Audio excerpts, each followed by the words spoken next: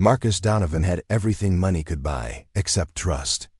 The tech billionaire sat in his custom wheelchair outside Riverside Community College, watching students rush between classes. His legs worked perfectly fine, but today he was someone else entirely. Today he was testing human nature. Before we jump back in, tell us where you're tuning in from, and if this story touches you, make sure you're subscribed because tomorrow I've saved something extra special for you. For 3 months, Marcus had been conducting his own social experiment. 10 different women, 10 different encounters, all designed to reveal their true character when they thought he was just another disabled man struggling to get by. The results so far had been crushing. Women who'd pretend to help only to abandon him when things got difficult. Others who'd act kind until they realized he couldn't offer them anything valuable. His assistant, Jake, sat in a black SUV 50 yards away, recording everything through telephoto lenses. Subject number 11 approaching from the east. Jake's voice crackled through Marcus's hidden earpiece. A college-aged female appears to be rushing to class. Marcus adjusted the worn baseball cap pulled low over his face and gripped the wheels of the basic hospital wheelchair he'd bought specifically for this experiment. His usual $15,000 motorized chair sat locked away in his mansion. Today, he was just Marcus, a man who supposedly couldn't afford proper mobility equipment. The girl Jake had spotted was Rachel Morrison, though Marcus didn't know her name yet. She juggled 3 part-time jobs to pay for nursing school, morning shift at the campus bookstore, afternoon at a local diner, and evenings cleaning office buildings. Her backpack was held together with duct tape. Her textbooks were all used and highlighted by previous owners, but her eyes held a determination that money couldn't buy. Rachel hurried across the courtyard, already 10 minutes late for her anatomy and physiology exam. Professor Chun didn't allow late entries, and missing this test would destroy her grade point average.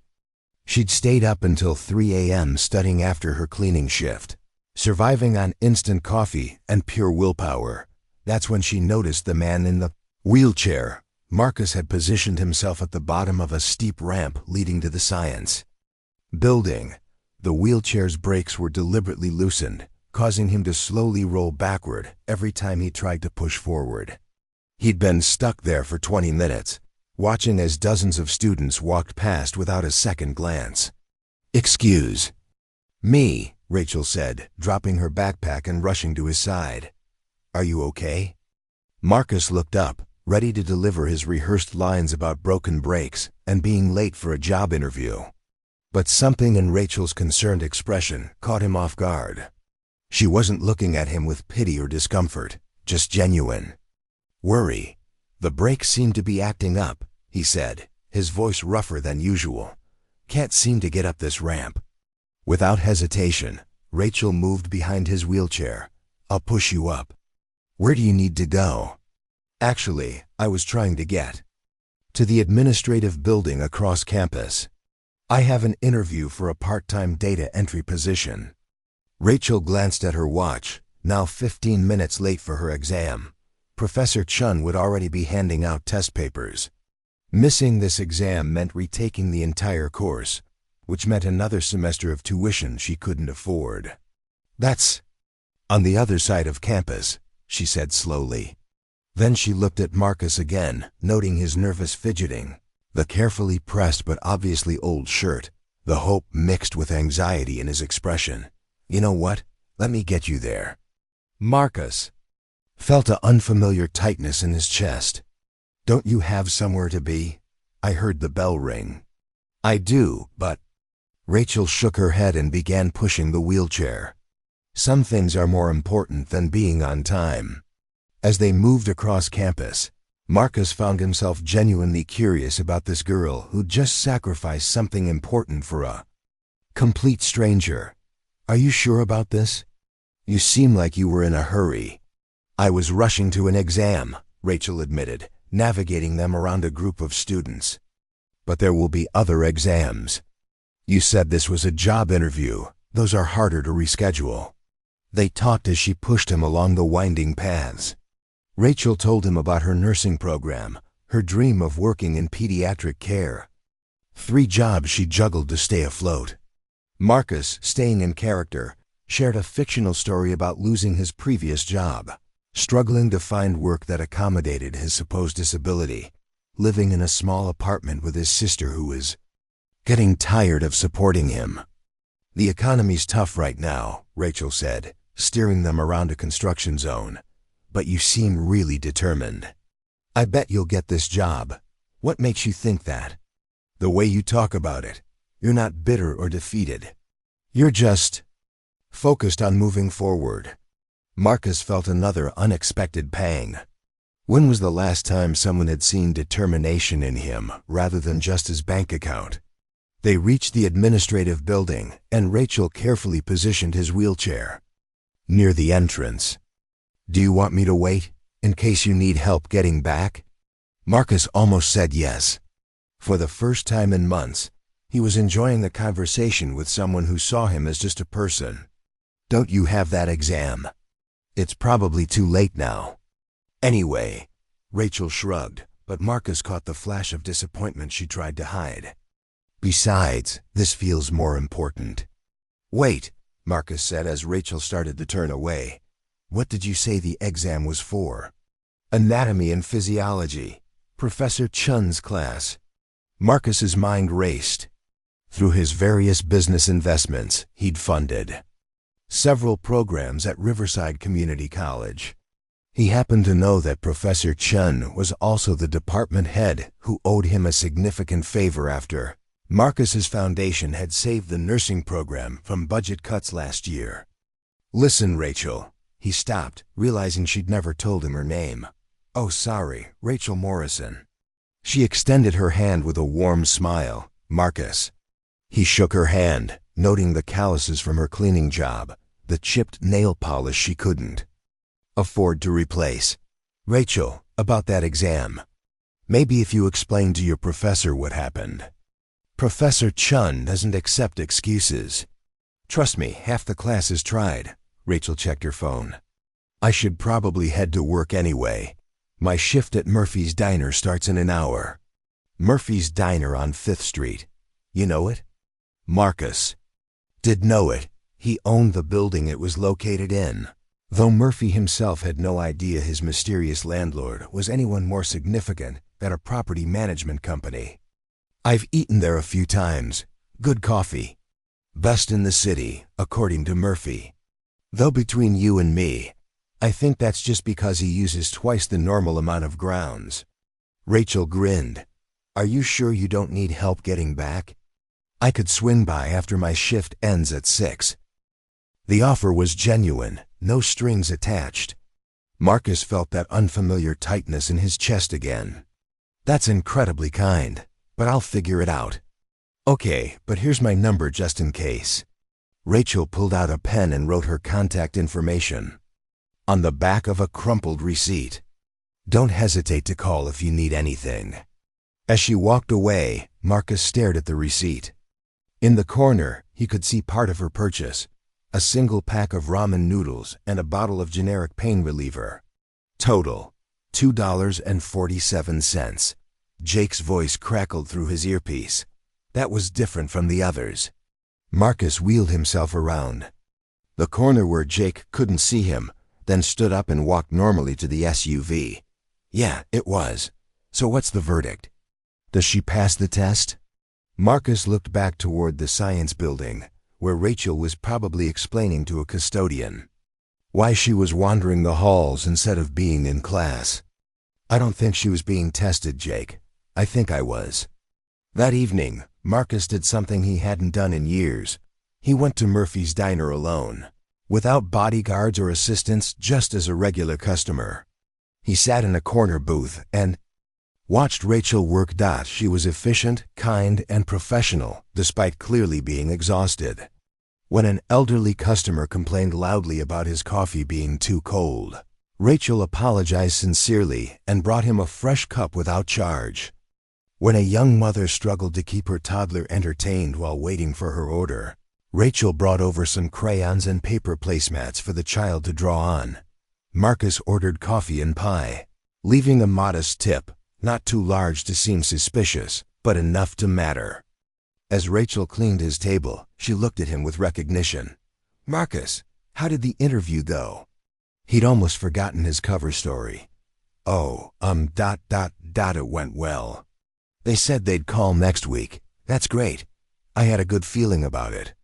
Rachel genuinely looked pleased for him. "And hey, thanks for the tip. You didn't have to do that. Good service deserves recognition." Rachel's smile was radiant. "You know what?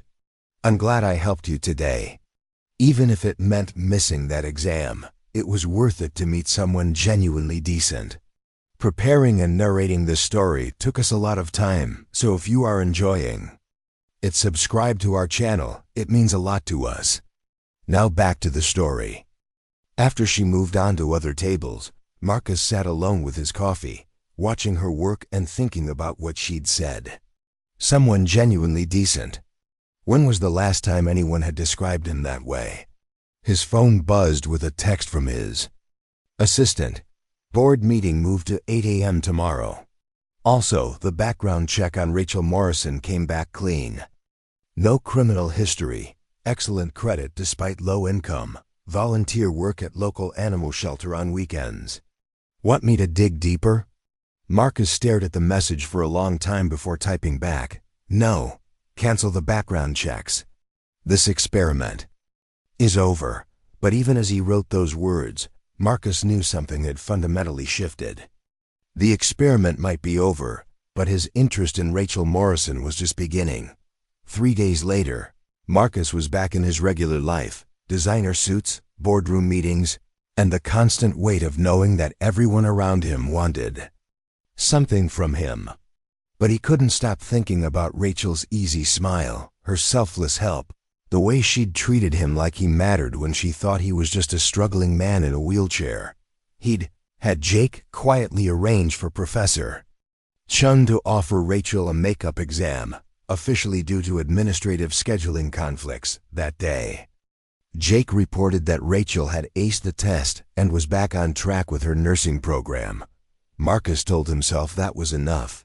He'd done a good deed, balanced the scales, and could move on with his life. But Wednesday evening found him sitting in Murphy's diner again, this time at the counter where he could talk to Rachel during her slower moments. "You're becoming a regular," she said, refilling his coffee cup. "I like that. Regulars make this place feel like a real community. Is that important to you, community?" Rachel considered the question seriously. "I think so. When you don't have much money, you realize that people are what really matter. The relationships, the connections, that's what gets you through the tough times. And when you do have money?" "I wouldn't know," Rachel laughed. "But I imagine it's easy to forget that. Easy to think you don't need other people when you can just buy whatever you want." Marcus felt like she was looking directly into his soul. Maybe having money just makes it harder to tell who your real friends are. Probably. That's gotta be lonely. Before Marcus could respond, Rachel's attention was caught by something outside the diner window. "Oh no," she whispered. A commotion was building across the street in the small park adjacent to the diner. A group of teenagers had surrounded someone in a wheelchair, not the expensive kind Marcus usually used, but the same basic hospital model he'd been using for his experiment. "That's Jenny," Rachel said urgently. "She's actually disabled. Got hit by a drunk driver last year. Those kids have been harassing her for weeks." Marcus looked closer and saw what was happening. The teenagers weren't just taunting the young woman. They were pushing her wheelchair dangerously close to the steep embankment that led down to the creek. If they pushed her too far, she could roll down the slope and into the water. "Someone should call the police," another customer said. But everyone remained seated, watching through the window like it was a television show. Rachel was already untying her apron. "I'm calling 911, she told Murphy, "but I can't just watch this happen." She burst through the diner door and ran across the street. Marcus, his heart pounding, followed her. "Hey," Rachel shouted at the teenagers. Leave her alone. One of the boys, clearly the ringleader, laughed. Oh look, Jenny's got her white knight. What are you gonna do, waitress girl? I'm going to ask you nicely to walk away, Rachel said, moving to stand beside Jenny's wheelchair. And then I'm going to not so nicely make you walk away if you don't. Rachel, no, Jenny whispered, grabbing her hand. There are 6 of them. Just call the police and go back inside. But the teenagers had different plans. As sirens wailed in the distance, the ringleader gave Jenny's wheelchair a hard shove toward the embankment. Let's see how well you swim, Wheels. Rachel didn't hesitate. She threw herself behind the wheelchair, digging her heels into the soft ground and using her entire body weight to stop Jenny's momentum. The wheelchair jerked to a halt just 3 feet from the steep drop, but the teenager wasn't done. Angry at being thwarted, he shoved Rachel hard. She stumbled, losing her grip on the wheelchair, and Jenny began rolling toward the creek again. This time, Marcus moved. Later, witnesses would describe it differently. Some said the man in the expensive suit appeared out of nowhere. Others insisted he'd been there the whole time, but had been easy to miss. What everyone agreed on was what happened next. Marcus caught the wheelchair with one hand and Jenny's arm with the other, his feet planted firmly, his stance steady and strong. The teenagers scattered as police cars arrived, but Rachel was staring at Marcus with dawning recognition and confusion. You're not ... she began, then stopped. Your legs. You can walk. Jenny looked between them, equally confused. Wait, who are you? Marcus helped Jenny move her wheelchair to safer ground then turned to face Rachel. Her expression was unreadable, not angry exactly, but deeply puzzled and perhaps hurt. My name is Marcus Donovan, he said quietly, and I owe you both an explanation. The police took statements, the teenagers were arrested, and Jenny was checked by paramedics who declared her uninjured but shaken. Through it all, Rachel remained silent, watching Marcus with those sharp, intelligent eyes. Finally, when the excitement died down, she spoke. Marcus Donovan. As in Donovan Technologies? He nodded. The billionaire Marcus Donovan, who owns half the businesses in this part of town. Another nod. Rachel sat down heavily on a park bench. So when you were in the wheelchair outside school, when I helped you get to that interview ... it was fake. The wheelchair, the story about needing a job, all of it. Why? Marcus sat beside her, careful to maintain distance. Because I wanted to know if there were still good people in the world. People who would help someone without expecting anything in return. So I was part of some kind of experiment. It started that way. Marcus ran a hand through his hair. But it became something else pretty quickly. What kind of something else? He looked at her, really looked at her, taking in the grass stains on her uniform from when she'd thrown herself behind Jenny's wheelchair, the determined set of her jaw, the way her hands shook slightly from the adrenaline of what had just happened. The kind where I realized I'd been testing the wrong thing, he said. I thought I was testing whether people would be kind to someone who seemed to have nothing. But what I actually discovered was someone who gives everything she has to help others, even when she's the one with nothing to spare. Rachel was quiet for a long moment. You lied to me. Yes. You made me miss an exam for a fake emergency. Yes. Though I did arrange for you to retake it. She turned to stare at him. You arranged? How? Professor Chun owed me a favor. I funded the nursing program expansion last year. Rachel shook her head slowly. This is insane.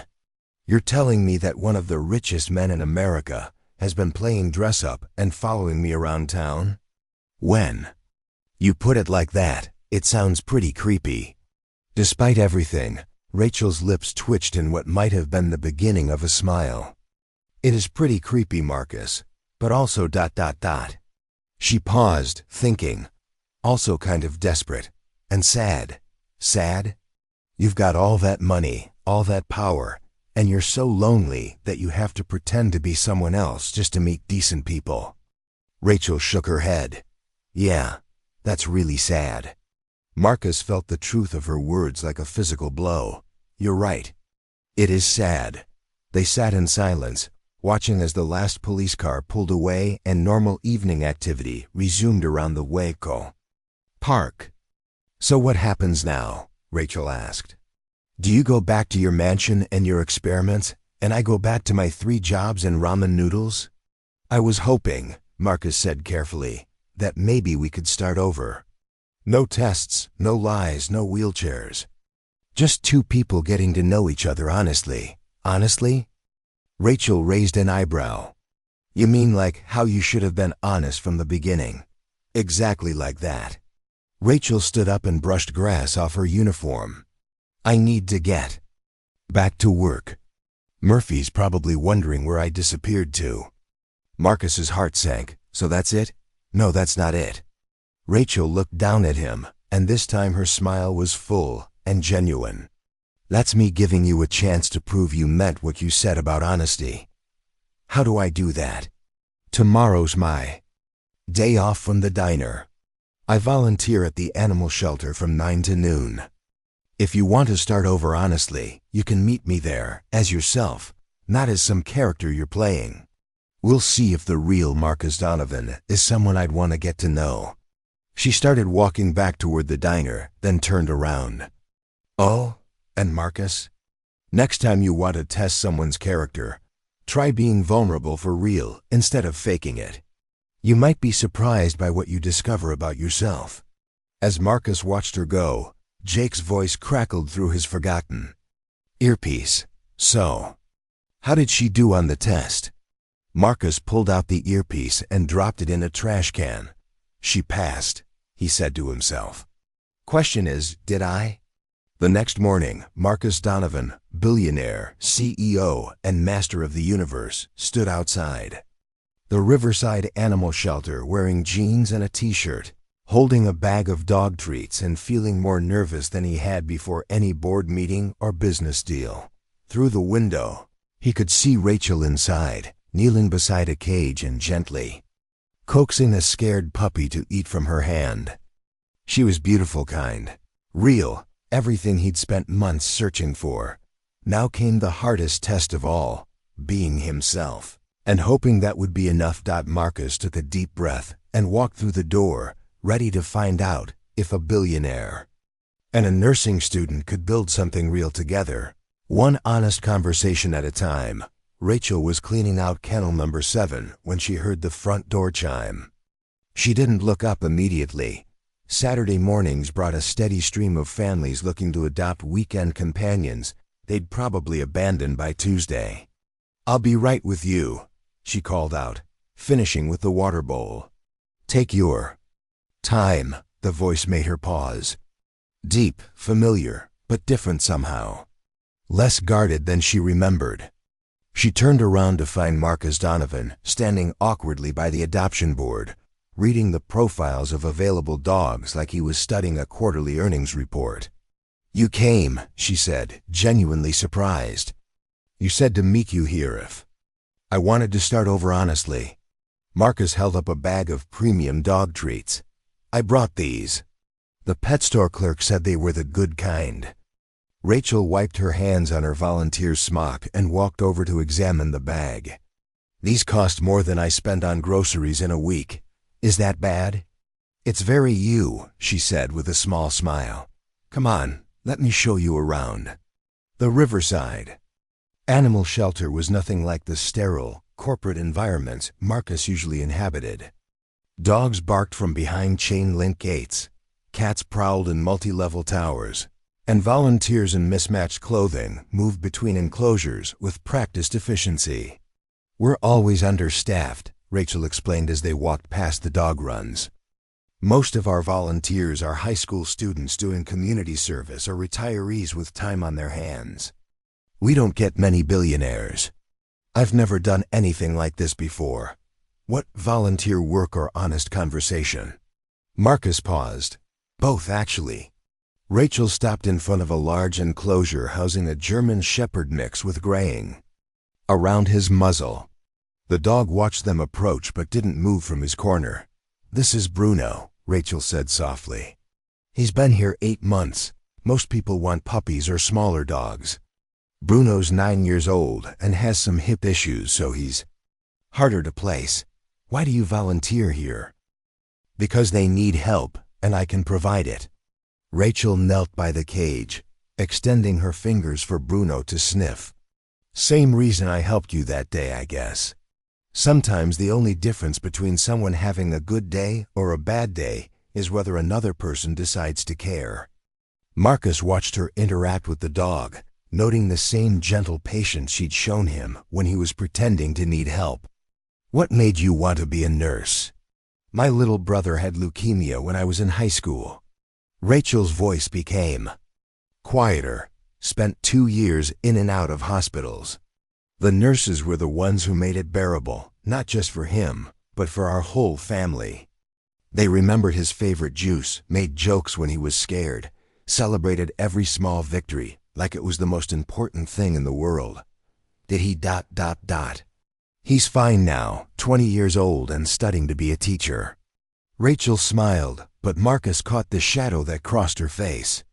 "Those hospital bills are why I'm working 3 jobs instead of focusing on school full-time. But we saved him, so it was worth every penny we don't have." Marcus felt something shift in his chest. All his wealth, all his resources, and this girl's family had nearly gone bankrupt, saving a child's life, while he spent more on a single dinner than they probably earned in months. "What about you?" Rachel asked, standing and brushing dust off her knees.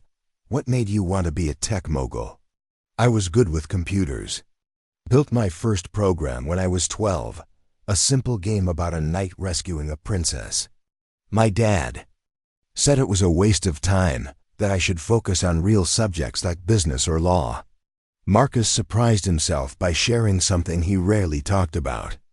"So I kept building programs, kept getting better, partly to prove him wrong and partly because creating something from nothing felt like magic. And now you're worth billions because of that magic." "Yeah, though somewhere along the way, the magic started feeling more like math." Rachel studied his expression. "When was the last time you built something just because you wanted to? Not for profit or market share or shareholders?" Marcus couldn't remember. "It's been a while." "Maybe that's part of why you ended up in that wheelchair, testing strangers. You forgot what it felt like to create something meaningful."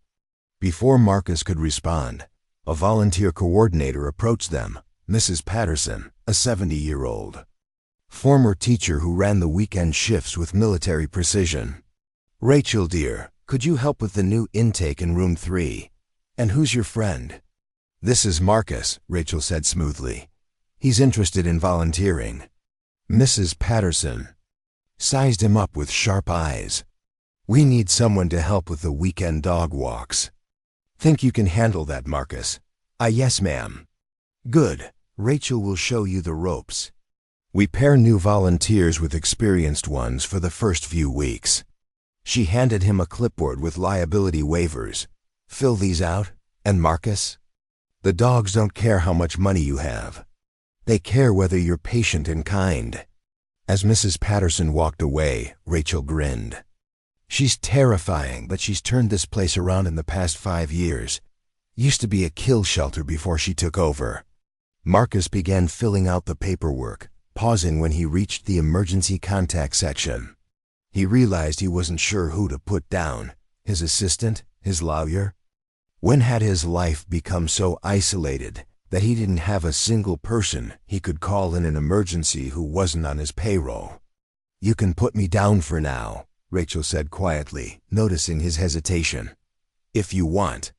Marcus looked at her. Really looked at her. Here was someone who barely knew him, who had every reason to be angry about his deception, offering to be his emergency contact simply because he needed one. "Thank you," he said, writing down her information that they spent the next 2 hours walking dogs around the shelter's outdoor area. Marcus discovered that an energetic border collie named Rocket had no respect for expensive sneakers. that an elderly beagle named Muffin moved at exactly one speed regardless of encouragement, and that he'd never felt more relaxed than he did. Watching Rachel patiently work with a nervous rescue who'd been abused by previous owners. "You're good at this," he told her as they returned Muffin to his kennel. "It's not complicated. You just have to pay attention to what they need instead of what you want them to need." Marcus realized she could have been talking about more than. The following Tuesday, Marcus found himself doing something unprecedented, waiting in line at a regular coffee shop like a normal person. No assistant, no reserved table, no special treatment. Just Marcus Donovan, billionaire, standing behind a college student counting quarters to pay for a small coffee.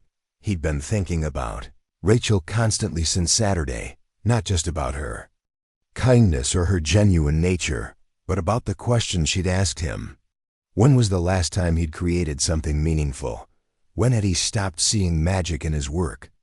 The coffee shop, Grounded, a local place near the community college, was nothing like the high-end establishments he usually frequented. Mismatched furniture, local art on the walls, and prices that wouldn't require taking out a small loan. Marcus ordered a regular coffee black and found a table by the window.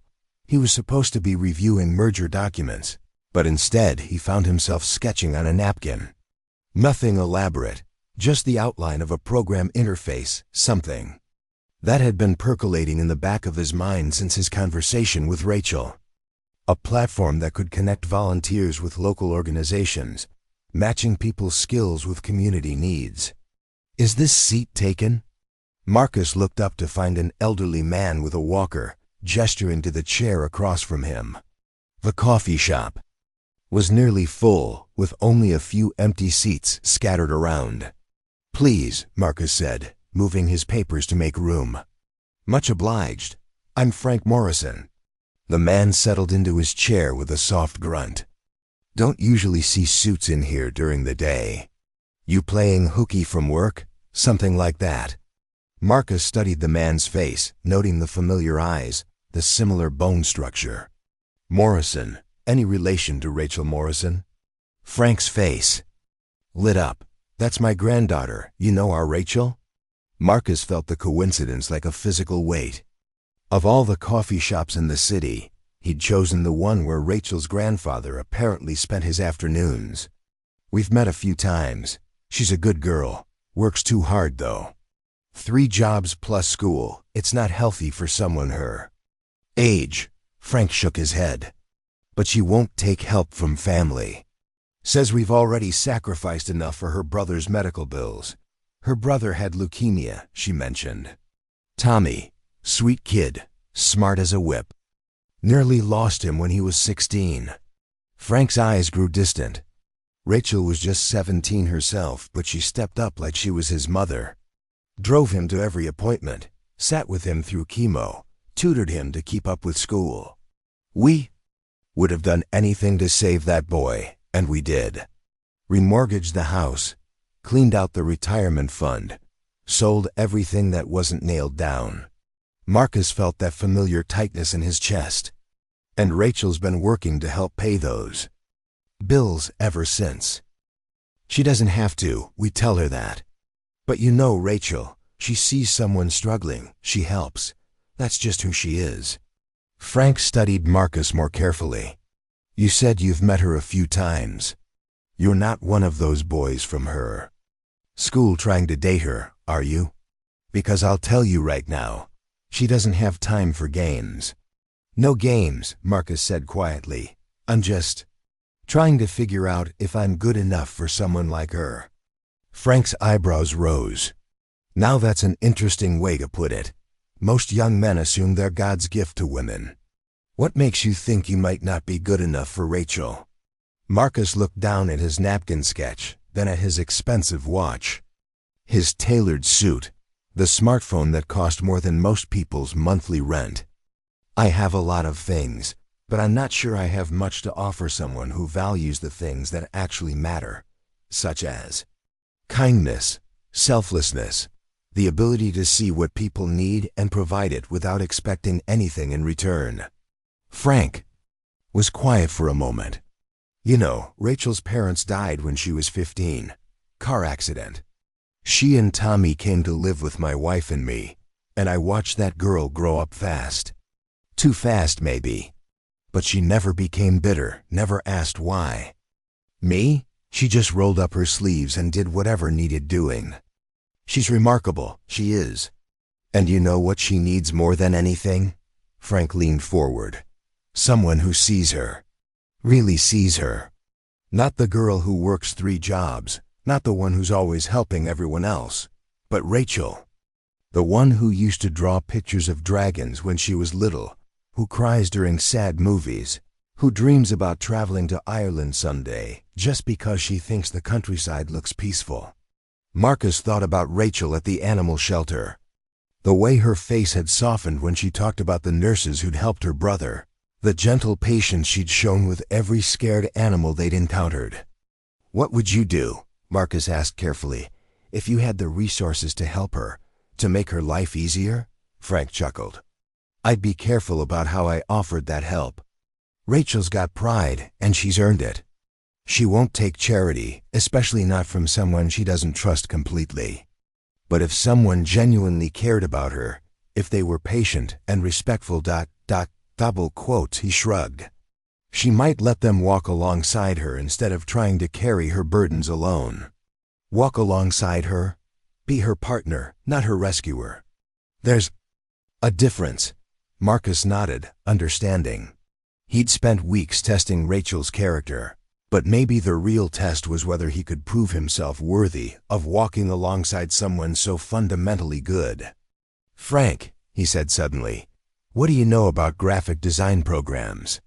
The Donovan Technologies executive conference room had hosted merger announcements worth hundreds of millions, product launches that changed entire industries, and strategic decisions that affected thousands of employees worldwide. But it had never hosted a conversation quite like the one Marcus was about to initiate. His senior staff sat around the polished mahogany table, tablets and coffee cups at the ready for what they assumed would be another quarterly review. Instead, Marcus stood at the head of the table with a simple sketch on a napkin. "I want to talk about a new initiative," he began. "Something different from our usual projects." CFO Margaret Chun looked up from her tablet.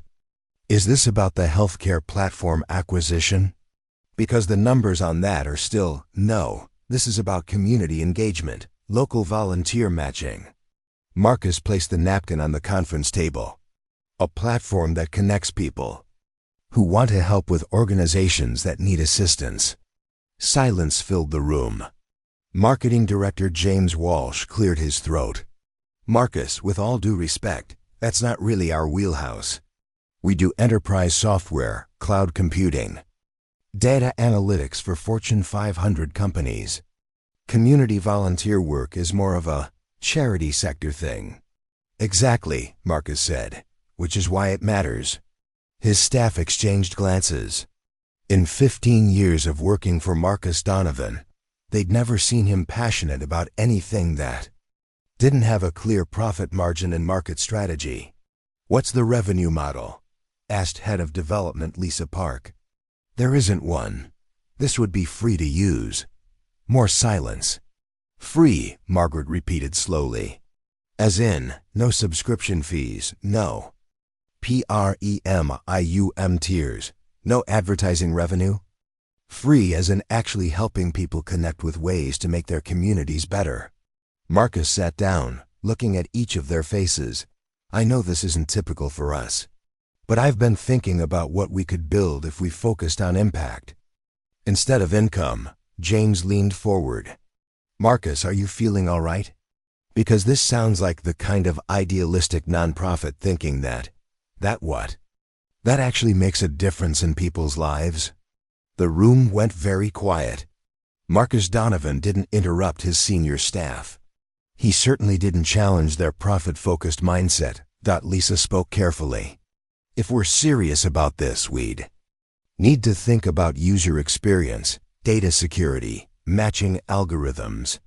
It's actually technically complex work." "Good, we like complex work. But without revenue, How do we justify the development costs to shareholders? Marcus had been dreading this question, but he'd also been preparing for it.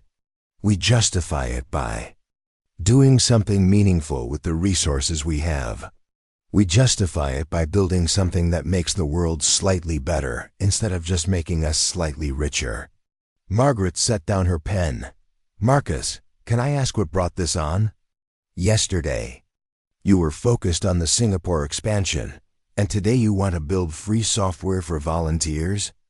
Marcus thought about Rachel pushing his wheelchair up the ramp, sacrificing her exam without a second thought. He thought about her grandfather Frank, talking about partners versus rescuers. He thought about Bruno, the 9-year-old German shepherd that nobody wanted to adopt, and Mrs. Patterson, running an animal shelter with the precision of a military operation. I met someone who reminded me why I started coding in the first place, he said simply. And I realized that somewhere along the way, I forgot that technology is supposed to serve people, not the other way around. The staff looked at each other. Again, this was uncharted territory. If we do this, Lisa said slowly, if we actually build this platform, it would need to be good. Really good. Organizations depend on volunteers, and if we create something that doesn't work properly, we're not just losing money, we're potentially hurting communities. Agreed. It needs to be our best work. And we'd need to research existing platforms. Understand what's not working in the current volunteer matching ecosystem. Identify gaps in service that... do it. James cleared his throat. Marcus, what happens if this fails? What happens if we spend months building something that nobody uses? Marcus looked around the table at these people who'd helped him build an empire, who trusted his business instincts, even when those instincts led them into unfamiliar territory. Then we'll have failed at something worthwhile instead of succeeding at something meaningless, he said. And maybe that's worth the risk. Margaret was taking notes now. We'll need project timelines, resource allocation, team assignments. Actually, Marcus interrupted, I want to start smaller than that. I want to volunteer somewhere first. Understand the process from the user side before we try to improve it. You want to volunteer. James said it like Marcus had announced he was taking up professional wrestling. I've been helping at an animal shelter on weekends. It's given me insights into how volunteer coordination actually works, what the pain points are, where technology could genuinely help instead of just adding complexity. Lisa was grinning now. Our billionaire CEO is scooping dog poop for market research, among other things. I actually love this, she said, opening her laptop. When do we start? As his team began discussing technical requirements and implementation strategies, Marcus felt something he hadn't experienced in years, the excitement of building something that mattered. Not because it would generate revenue or impress investors, but because it would help people like Rachel find ways to make their communities better. He pulled out his phone and sent a text. Are you working at the diner tonight? Rachel's response came quickly. Until 8. Why? Can I buy you dinner afterward? Somewhere that actually serves food you'd want to eat? Is this Marcus the billionaire or Marcus the mysterious wheelchair guy asking? Marcus smiled as he typed back. Just Marcus. The one who's learning to be honest. In that case, yes. But I get to pick the place. Deal. As the meeting continued. Around him, Marcus realized he was looking forward to hearing what Rachel thought about his volunteer platform idea. Not because he needed her approval, but because her perspective would make the final product better. She understood the community in a way he was still learning, and her insights would be invaluable. For the first time in years, Marcus Donovan was building something not for shareholders or profit margins, but for someone whose opinion actually mattered to him. Up next, you've got 2 more standout stories right on your screen. If this one hits the mark, you won't want to pass these up. Just click and check them out. And don't forget to subscribe and turn on the notification bell so you don't miss any upload from us.